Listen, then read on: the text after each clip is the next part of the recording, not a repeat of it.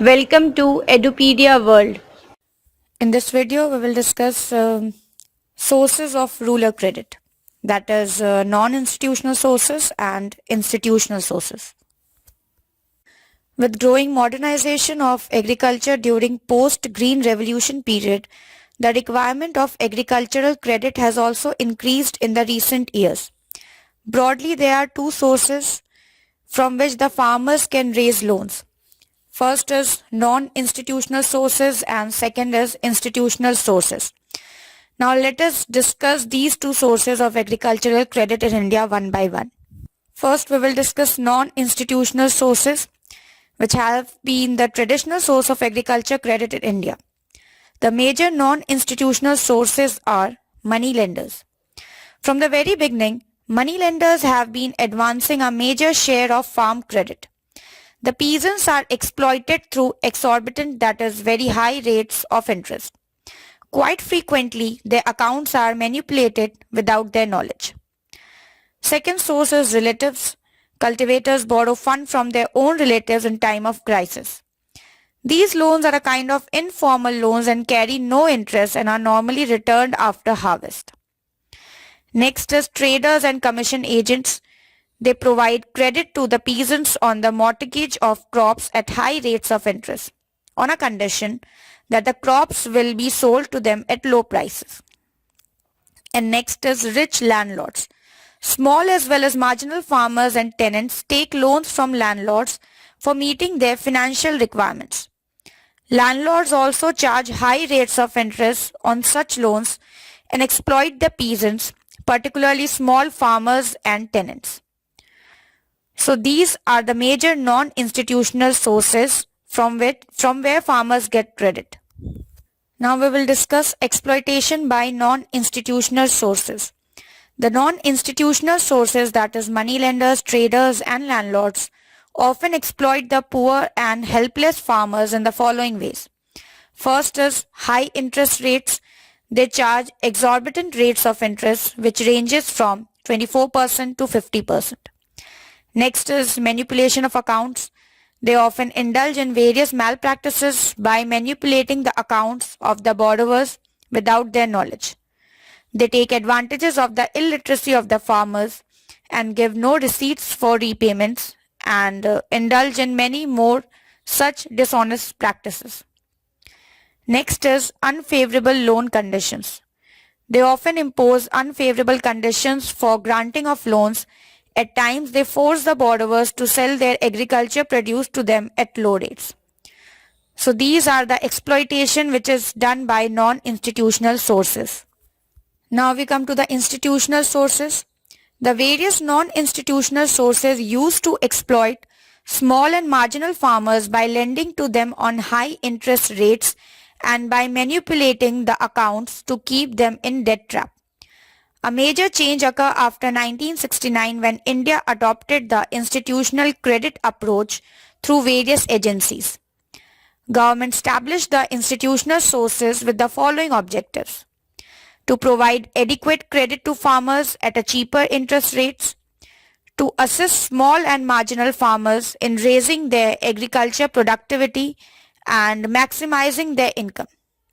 Some of the important institutional sources of agriculture credit are: first is cooperative credit. The primary objective of the cooperative is to liberate the Indian peasantry from the clutches of moneylenders and to provide them credit at low rates of interest. Second is land development banks. They provide credit to the farmers against the mortgage of their land. Loans are provided for permanent improvement of land, purchasing agriculture implements, and for repaying old debts. Third is commercial bank credit. Initially, commercial banks played a marginal role in advancing rural credit. However, after nationalization in 1969, they expand their branches in rural areas and started directly financing the farmers. Next is regional rural banks. They are opened up in those areas where there are no banking facilities.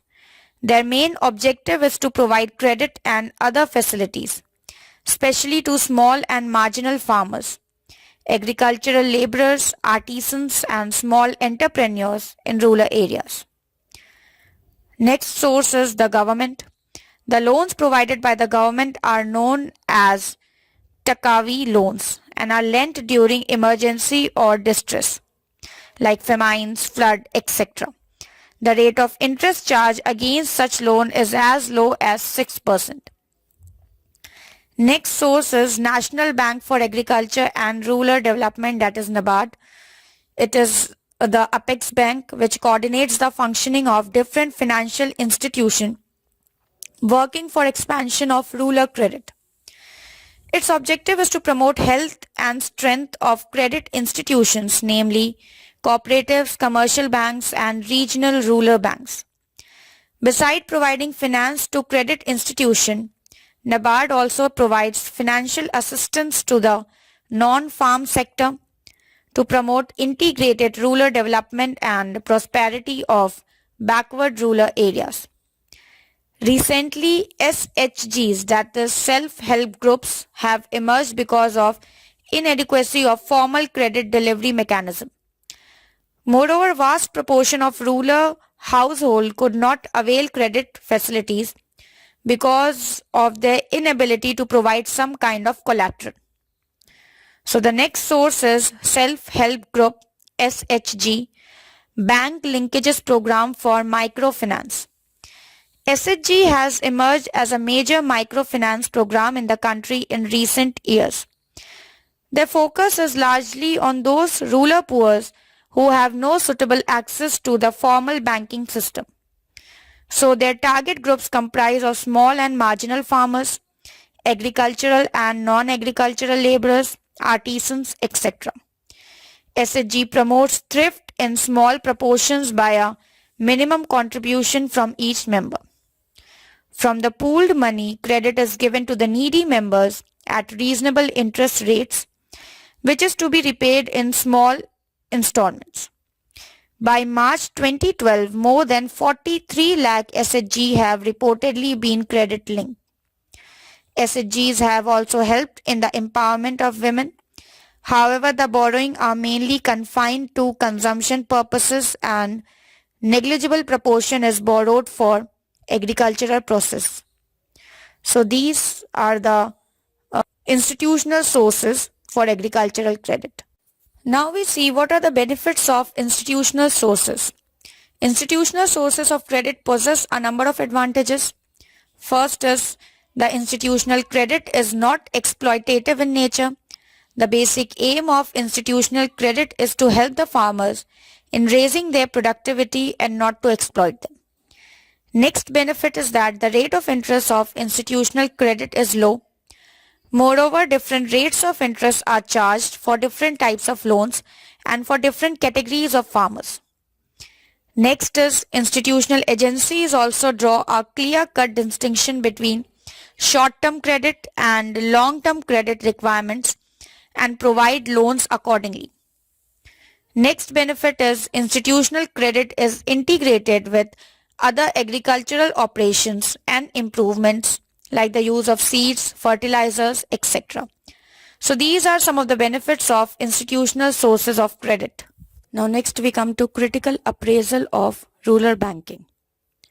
Rapid expansion of the banking system had a positive effect on rural farm and non-farm output, income and employment. After the Green Revolution, credit facilities helped farmers to avail variety of loans for meeting their production needs. With buffer stocks of grains, famines became events of the past. Even then, there are a number of problems faced by the agricultural credit structure of the country. Some of the problems faced in rural banking are: first is insufficiency. The volume of rural credit in the country is still insufficient in comparison to its demand. Next is inadequate coverage of institutional sources.